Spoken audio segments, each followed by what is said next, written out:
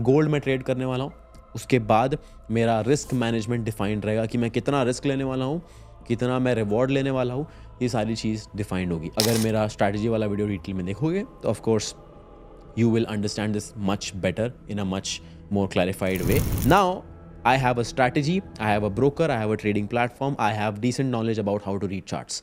अब मुझे क्या करना है? अब मैं जाऊंगा पुराने चार्ट्स पर और मेरी जो भी स्ट्रैटेजी मैंने बिल्ड की है उसको मैं करूंगा टेस्ट, ये देखने के लिए कि ये काम भी करता है या नहीं करता है। Because a lot of you guys come into this market with your hard earn money, जिसके लिए आपने बहुत मेहनत की, जिसके लिए आपने पता नहीं कितनी दिनों जॉब किए हैं, कितने लोगों की गालियाँ सुनी हैं, but all of you come into this market with your hard earned money without knowing that whether your strategy works or not.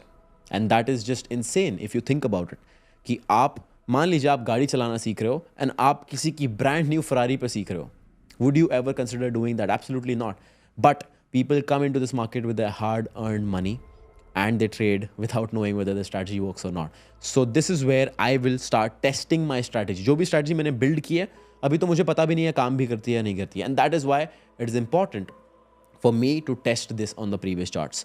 तो अब मैं डेटा लेके, अब मैं स्ट्रैटेजी लेके इसको पिछले 1 साल के डेटा पर टेस्ट करूंगा to understand whether this thing works और नॉट.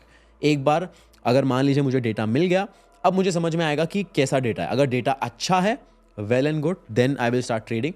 बट अगर डेटा बुरा है, मुझे दिख रहा है कि मेरा विन रेट बहुत कम है, मुझे दिख रहा है मेरा रिस्क रिवॉर्ड रेशियो बहुत कम है, मैं स्ट्रैटेजी को इम्प्रोवाइज करूंगा, उसको इम्प्रूव करूंगा. कैसे इम्प्रूव करूंगा?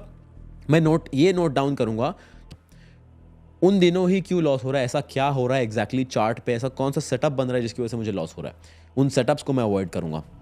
कौन से टाइम विंडो में मुझे सबसे ज़्यादा लॉस हो रहा है, कौन से आवर पे मुझे सबसे ज़्यादा लॉस हो रहा है, उस आवर को फिर मैं अवॉइड करूंगा.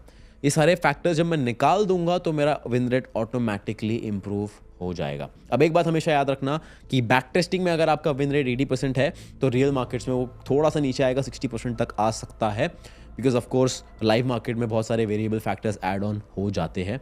तो मेक श्योर जब आप बैक टेस्ट करके रेडी हो जाओगे अपनी स्ट्रैटेजी को, आपका win rate should be around 80%. So that even if it comes down 20%, it is still going to be 60%. And after I am done back testing, उसके बाद मैं finally लाइव मार्केट में अपनी स्ट्रैटेजीज को इम्प्लीमेंट करूँगा. And to add a cherry on the cake, अगर मान लीजिए मैं कंप्लीट बिगिनर हूँ, मुझे कुछ भी एक्सपीरियंस नहीं कि ऑर्डर्स कैसे पंच करते हैं कैसे नहीं करते, आई विल डाउनलोड मेटाट्रेडर 5. उसमें डेमो अकाउंट खोलूँगा, डेमो अकाउंट पर ट्रेड करूँगा, अपनी स्ट्रैटेजी एक बार फिर से प्रैक्टिस करूँगा बिकॉज बैक टेस्टेड रिजल्ट्स है मेरे पास. उसके बाद मैं फाइनली एक प्रॉप फर्म चैलेंज खरीदूँगा या एक फॉरेक्स ब्रोकर में अकाउंट खोलूँगा, and that is how I will start my trading journey.